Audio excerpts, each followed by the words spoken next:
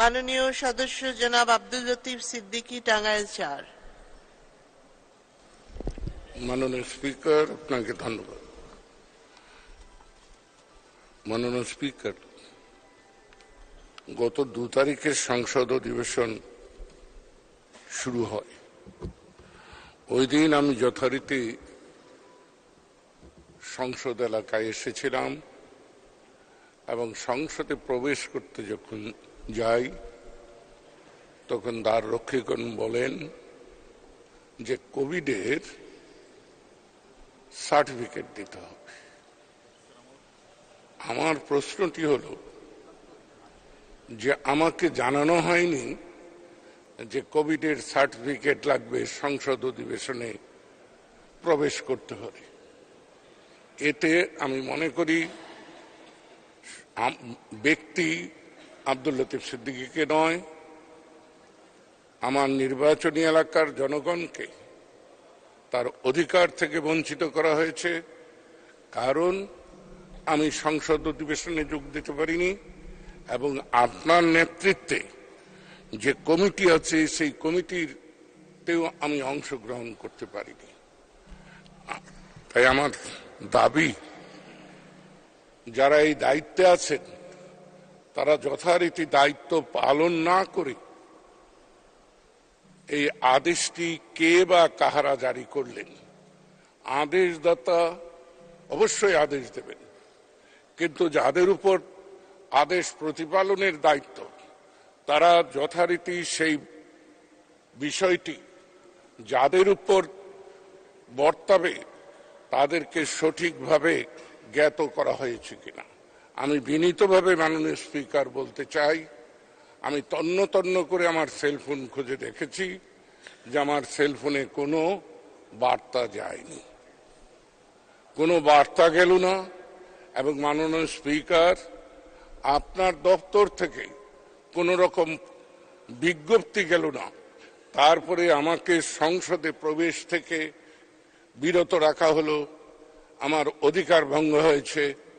আমি বিচার চাই না, ভবিষ্যতে এই ধরনের অপমানজনক ঘটনা যেন না ঘটে সে ব্যাপারে মাননীয় স্পিকার আপনার মাধ্যমে সংসদে যারা দায়িত্বরত রয়েছেন, দায়িত্ব পালনে যাদের রাষ্ট্র কর্তৃক নিয়োগ দেওয়া হয়েছে তারা আরো দায়িত্বশীল আচরণ করবেন। মাননীয় স্পিকার, এই সংসদ কর্মকর্তাগণ দায়িত্ব পালনে যে পরিমাণ অবহেলা করে, যে ক্ষেত্রে মাননীয় সংসদ সদস্যরা জড়িত, সেখানেই যদি এই ধরনের গাফলতি হয় তাহলে রাষ্ট্রের অন্যান্য ক্ষেত্রে রাষ্ট্র পরিচালনের দায়িত্ব যাদের হাতে তারা কি পরিমাণ দায়িত্বহীনতার পরিচয় দিচ্ছেন আপনি একটু বিবেচনা করে দেখবেন। আমি পয়েন্ট অফ অর্ডারে দাঁড়িয়ে এর চাইতে বেশি কথা বলতে চাই না। সময় যখন আসবে আমি আরেকটি বিষয় বলবো। মাননীয় স্পিকার, পরিবেশ নিয়ে সারা পৃথিবী আজকে তরপাচ্ছে। এবং বাংলাদেশের রাষ্ট্রনেতা প্রধানমন্ত্রী, আজকের সংসদ নেতা শেখ হাসিনা এ ব্যাপারে 100% যেখানে আন্তরিক, সেখানে 133 টাঙ্গাইল ৪ নির্বাচনী এলাকায় এমন একটি দানবীয় কারখানা নির্মাণ হয়েছে। পুরনো ব্যাটারি ভেঙে সীসা বের করা। এই ফ্যাক্টরির আশপাশের বাড়ি ঘরের টিন পুড়ে যাচ্ছে, গাছপালা পুড়ে যাচ্ছে, শস্য ধ্বংস হয়ে যাচ্ছে। কিন্তু দুঃখের বলবো, বেদনার বলবো, লজ্জার বলবো, না নির্মম পরিহাস বলবো যে পরিবেশ মন্ত্রণালয় থেকে তাদেরকে এই কারখানাটি করার অনুমোদন দেওয়া হয়েছে। রাষ্ট্রের বিভিন্ন অঙ্গ যাদের অনুমোদন লাগে তারা অনুমোদন দিয়েছেন। আমরা বন্ধ করতে গেলে আমাদেরকে হুমকি দেওয়া হচ্ছে যে রাষ্ট্রের বিরুদ্ধে নাকি আমরা কাজ করছি। মাননীয় স্পিকার, আপনার মাধ্যমে এ ব্যাপারে এই সংসদ নেতার আমি দৃষ্টি আকর্ষণ করছি।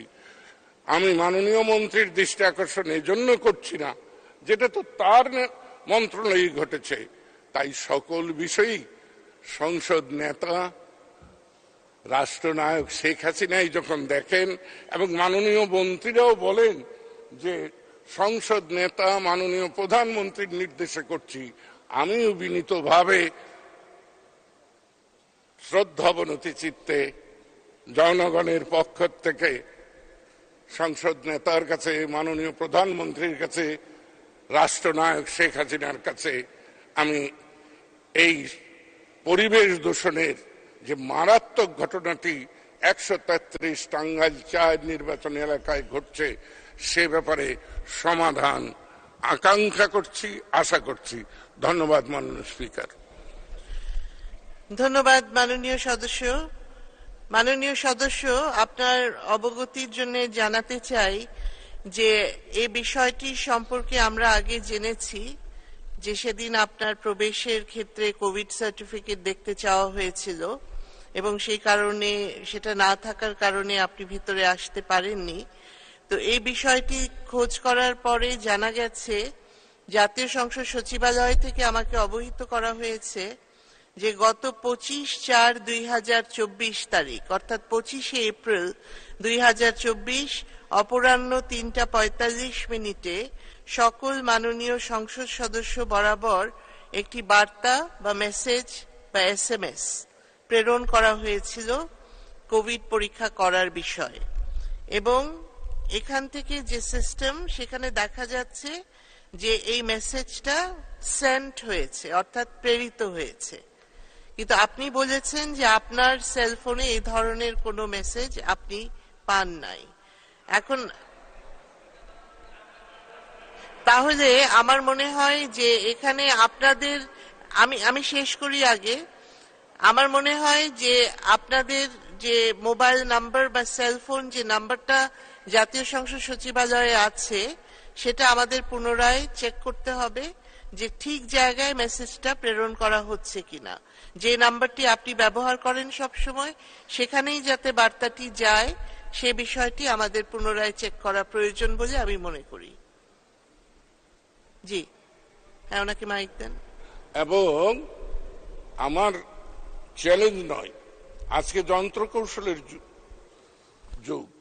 আপনি এখন গ্রামীণ ফোনকে জিজ্ঞেস করুন, জানতে চান যে মেসেজটি আমি পেয়েছি কিনা। আমি যদি আমার সেলফোনে এসে থাকে তাহলে আমি ক্ষমা প্রার্থনা করব এই প্রশ্ন উত্থাপনের জন্য। মাননীয় স্পিকার, আপনাকে ধন্যবাদ। জি, যারা মেসেজ পান নাই আমরা তাদের বিষয়টি আবার দেখব এবং কি কারণে তারা পান নাই আমরা সেটা দেখব। জি ধন্যবাদ।